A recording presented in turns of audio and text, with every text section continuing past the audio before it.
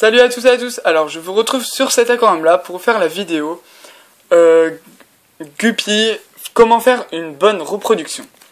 Alors pour faire une bonne reproduction, alors tout d'abord prenez un mâle et deux femelles. Pourquoi un mâle et deux femelles?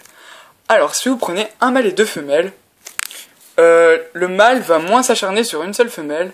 Et si vous prenez un mâle et une femelle, le mâle va tout le temps s'acharner sur elle.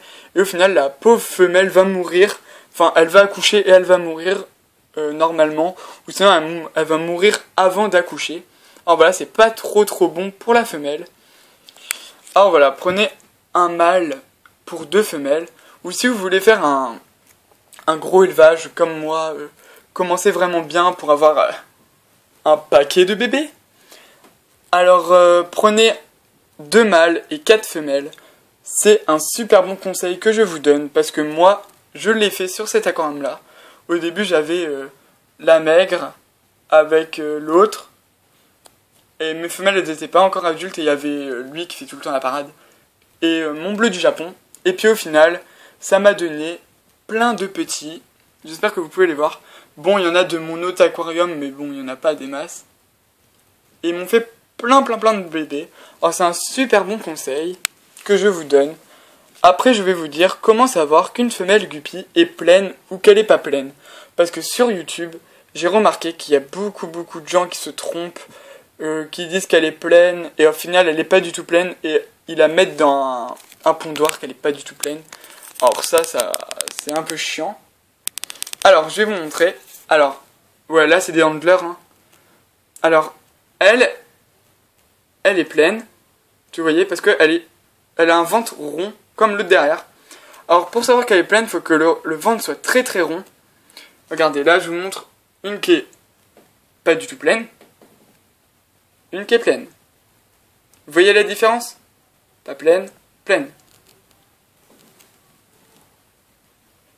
Je vais vous montrer sur un autre aquarium. Désolé, hop, on passe par là, hop. Alors, chez les guppies normales, alors elle est pleine. Alors, elle est ronde.